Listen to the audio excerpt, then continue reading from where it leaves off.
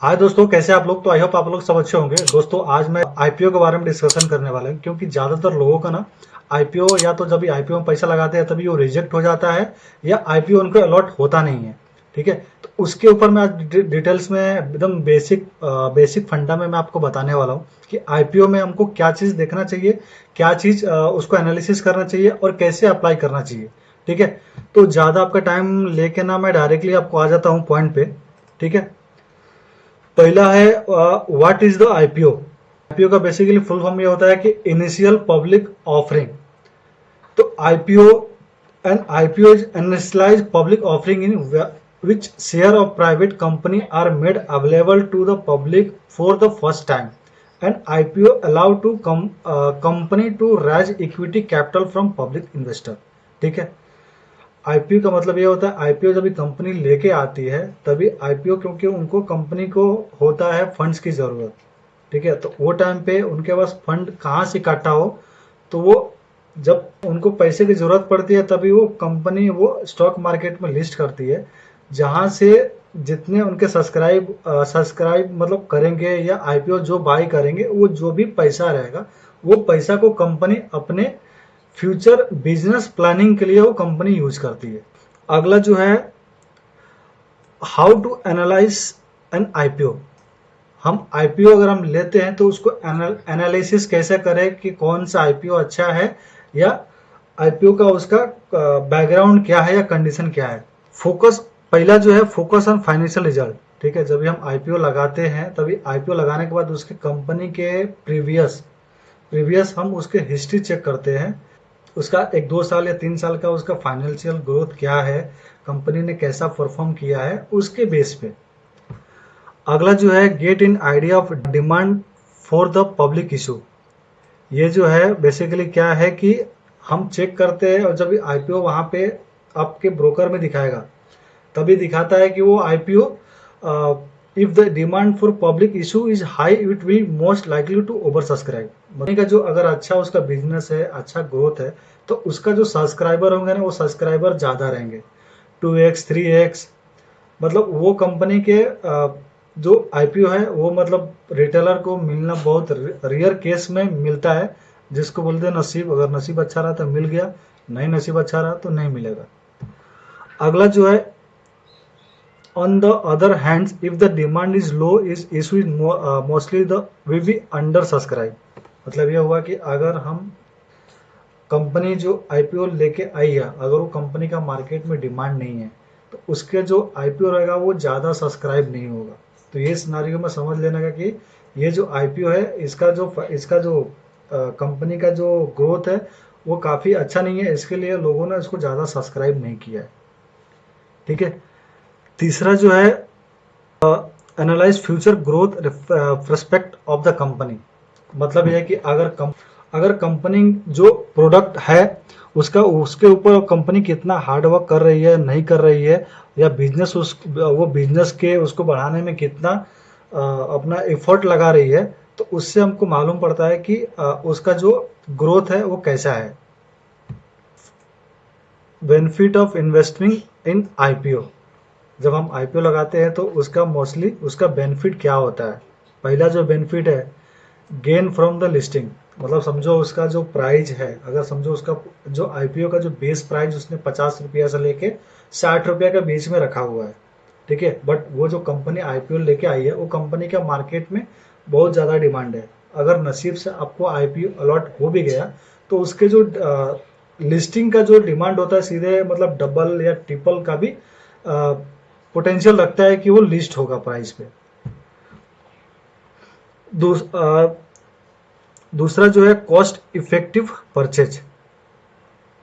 इसका मतलब ये हुआ कि अगर समझो कंपनी जो है अच्छी है, अभी हमने जो आईपीओ वहाँ पे लिस्ट हो गई, वो लिस्ट हो गया, डबल पे हो गया। ठीक है, लेकिन उसको ऐसा लग रहा है कि इसका जो बेस जो प्राइस है ना अभी भी काफ़ी अंडर वैल्यू है।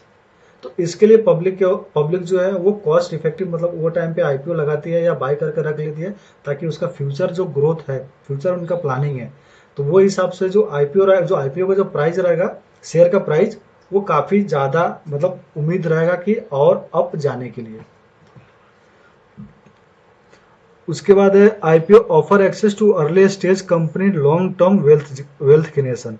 शेयर का जो प्राइस है वो काफ़ी अच्छा लगता है कि आने वाले उसके जो फ्यूचर रहेगा वो काफ़ी अच्छा रहेगा। और वो हमने जो आईपीओ बाय करेंगे वो आईपीओ में हो सकता है कि वेल्थ क्रिएशन, मतलब वो आईपीओ के समझो अगर 50 रुपये पे लिस्ट हुआ, 50 रुपये लिस्ट हो तो हर साल वो उनका जो ग्रोथ है 20% 25% उनका ग्रोथ है, तो वो ग्रोथ के हिसाब से आईपीओ का भी जो प्राइस रहेगा, शेयर का जो प्राइस, वो हिसाब से वो भी इंक्रीज होता रहेगा।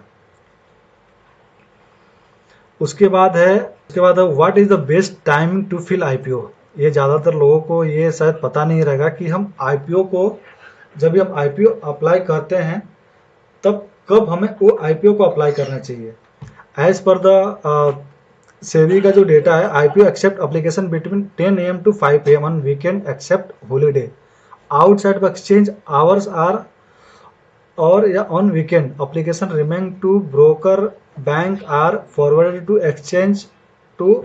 Exchange at 10 AM to next business day. मतलब ये होगा कि जब हम आईपीओ अप्लाई करते हैं तो आईपीओ अप्लाई करने का वो भी टाइम है, सुबह मॉर्निंग में 10 बजे से लेके इवनिंग में 5 बजे तक की आईपीओ हम अप्लाई करेंगे तो ज़्यादातर वो चांसेस है तो होता है कि वो आईपीओ आपको मिले। उसके बाद जब आईपीओ अप्लाई करते हो नाइट में या अर्ली मॉर्निंग में, तो उसका होता है कि अभी हम जो आईपीओ अप्लाई कर देंगे, लेकिन बहुत सारे उसके पीछे बैग ये होता है कि जो आईपीओ अप्लाई करते हैं तो वो बैंक के थ्रू आईपीओ वो बैंक के थ्रू पैसा कटता है। हो सकता है वो टाइम पे उनका सर्वर डाउन रहे या हो सकता है सर्वर में उसके बाद से कुछ प्रॉब्लम रहे तो वो पैसा उनको एलोकेट नहीं होता है।